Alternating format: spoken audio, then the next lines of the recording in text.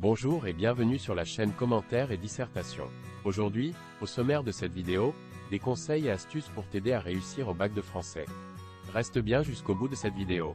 Mais avant de commencer, comme d'habitude, si tu ne l'as pas encore fait, abonne-toi pour ne manquer aucune des prochaines vidéos. Si ce genre de vidéo t'intéresse et te paraît utile, mets un petit pouce vers le haut, ça nous aide et ça nous encourage. Enfin, partage cette vidéo si tu penses qu'elle peut aider également d'autres personnes. Allez, on ne perd pas de temps, c'est parti. D'abord, comment savoir quelle est la bonne longueur pour un paragraphe? Autrement dit, à quel moment ai-je suffisamment développé ma sous-partie pour que l'examinateur ne me reproche pas d'être resté trop superficiel? Et, à l'inverse, quand m'arrêter pour éviter que l'on me reproche un développement trop long et dilué? En fait, il y a une mesure facile à retenir qui te donne une idée approximative et qui correspond à 10 à 15 lignes par sous-partie. Évidemment, il s'agit d'une moyenne et le but de l'examinateur n'est pas de t'attribuer une note en fonction du nombre de lignes. Mais souvent les élèves ne savent pas quelle est la juste longueur. Pense donc à ces 10 à 15 lignes environ.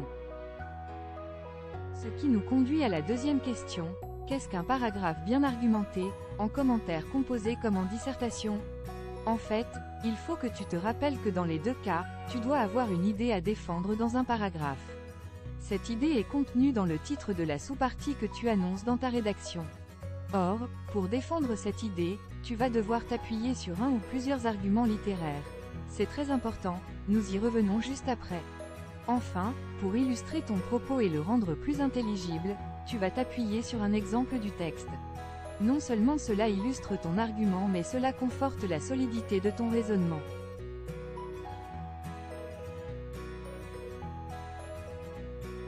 Troisièmement, nous le disions précédemment, tu dois garder à l'esprit, à l'oral comme à l'écrit, que l'épreuve de français est une épreuve littéraire. Qu'est-ce que cela signifie? Cela signifie par exemple que le commentaire de texte et la dissertation sont des exercices que l'on peut effectuer dans différentes perspectives, dans différentes matières, si tu préfères.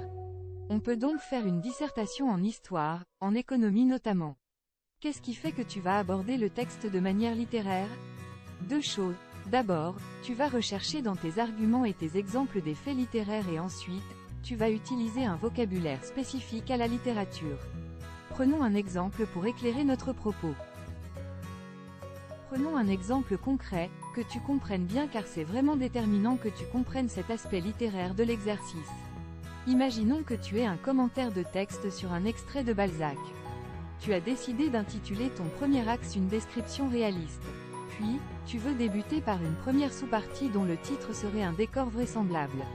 D'abord, on voit que dans ce cas de figure, tu as bien compris qu'il s'agissait d'un commentaire littéraire car les points sur lesquels tu décides de t'arrêter sont essentiels en littérature. En effet, la question évoquée dans le premier axe qui est la description est essentielle dans la littérature, en particulier la littérature réaliste. De même, le fait de polariser le premier paragraphe sur l'espace est typiquement littéraire. On rappelle que le lieu, le temps, l'action et les personnages sont les principaux éléments de la narration. Quatrièmement, exploite bien tes exemples. Effectivement, les élèves ou candidats au bac savent qu'il faut donner des exemples. Ils citent donc des extraits du texte. Malheureusement, ils n'en font aucun usage, ce qui ne sert donc à rien. Comment exploiter tes exemples pour vraiment convaincre? Il faudrait que l'on consacre une vidéo à ce point important à l'oral comme à l'écrit. Si cela t'intéresse, n'hésite pas à nous le dire en commentaire. Mais pour l'expliquer très brièvement, il ne faut pas te contenter de mettre ton exemple entre guillemets juste après ton argument. Il est vraiment nécessaire que tu établisses un lien logique entre ta théorie littéraire, exprimée à travers ton idée ou ton argument et cette illustration concrète dans le texte. Pour cela, il est très simple d'utiliser un connecteur logique tel que « ainsi ». Ensuite, tu dois faire l'effort d'expliquer ce qui dans la phrase relevée correspond à l'argument développé précédemment. Cinquièmement, rédige. Attention, beaucoup de candidats ou élèves pensent qu'il faut laisser le plan détaillé apparent pour l'épreuve écrite. Or, tu dois rédiger intégralement ton devoir, qu'il s'agisse du commentaire composé ou de la dissertation. Le plan ne reste apparent pour toi que lors de l'épreuve orale, cela te fait gagner du temps et te permet de mieux te repérer dans ton propos. Nous espérons que cette vidéo d'astuces pour bien réussir au bac de français a pu t'aider. Si ces rappels majeurs t'apportent de l'aide, n'hésite pas à nous le dire et nous te ferons une nouvelle vidéo pour te proposer encore davantage d'aide de la sorte. Merci d'avoir regardé cette vidéo jusqu'au bout. Nous te laissons avec une autre vidéo.